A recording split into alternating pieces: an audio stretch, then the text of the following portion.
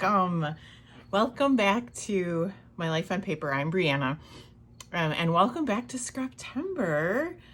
So yesterday my video was kind of bumpy. I was on location. I went over to my mom's house to help her out a little bit, and the video didn't turn out quite as good as I had hoped. But back home tonight, this still might be a little bumpy, but I hope you enjoy. So today's prompt for Scraptember is paper tearing, and I have this cute little picture of myself, my daughter Eliza, the youngest, my husband, and the oldest. The middle was not able to, she had a summer job that did not allow her to go along with us, but can you see the animals in the background? I'm not sure. I think it might have been an elephant. So this is what I'm starting with. At the beginning you would have seen the sketch from Lisa Sikorsky at Scrap-A-Sketch. So look below for the links for that, because I love Lisa's sketches and I love to use them for inspiration and jumping off points. And so I'm going to start off with this lovely white piece of paper, and then I grabbed out papers from a super old paper pack. Can't tell you what it was, but fun papers, and I worked ahead a little bit so we wouldn't be here forever tearing papers. So we got that on the top. We've got this for the bottom piece, and we've got this to go along here. And in the middle, I've got kind of this fun striped with the swirls there. And that can be as big or as little as we need it.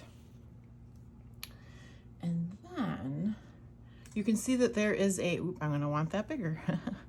You can see that where they have that little frame on there. So what I did was I cut one out of paper, and then as I was going through my stash, and as I've said before, I used to be sell close to my heart a very long time ago when my kids were little. And so I have very vintage, close to my heart, items that probably aren't available anywhere, maybe not even on eBay, except for in my stash. Goodness, this is going to take a little bit of getting lined up, isn't it? So when I found, and some of you, I don't know, tell me if you recognize this. I think there were two. I think I might have used one, but I kind of really want to use that as another kind of layer there.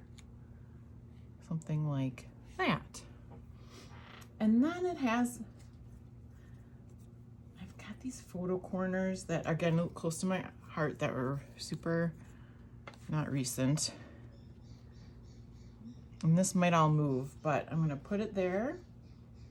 And then there was a little spot up there where we can make a cluster. I might instead, I've got a tag. That would be kind of fun there. I don't know what else to throw in here. I have a little label that says family that might go there.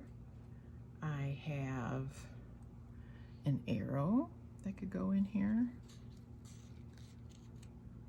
I have several arrows actually.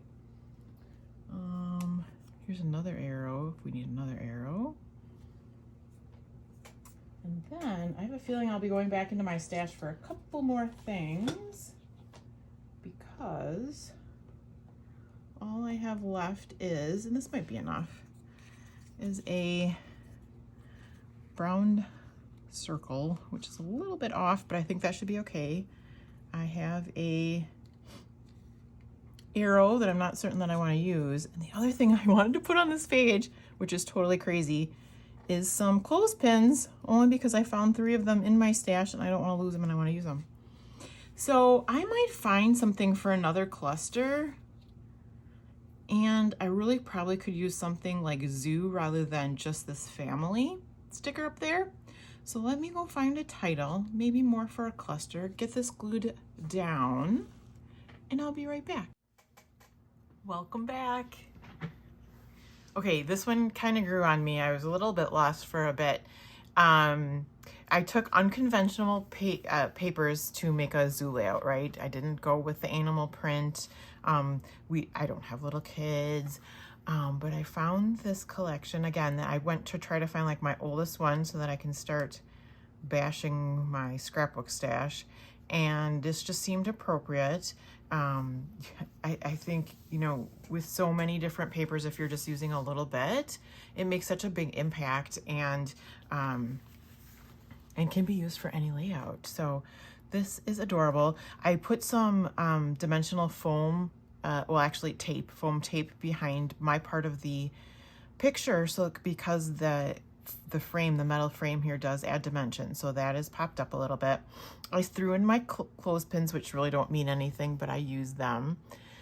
I cut out the zoo thing from the title from my Cricut.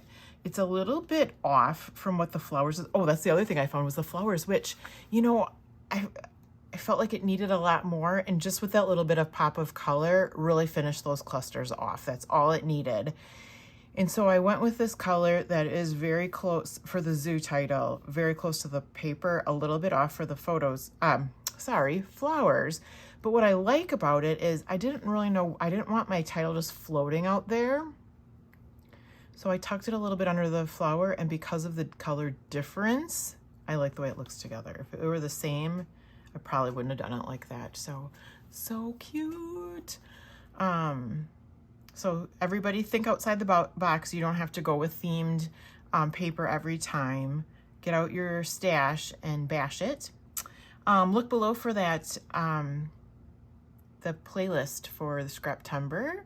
I'm a little bit behind looking at it, but it is very hard to keep up. There's lots of videos there, good inspiration. Just to let you know, I'm probably going to be behind these next several days, probably about the next 4 days. I won't have a video up on time, but I plan on doing them all, even if it's a day late than what they're supposed to be up. So keep watching for new videos. September has just gotten really super busy, but I'm going to keep plugging away, and I look forward to any of your comments. Thank you so much for your good comments and questions and all those kind of things. I love seeing them, and I do reply to them all. Like and subscribe if you haven't. I just hope you have a fabulous day, and I will see you again soon.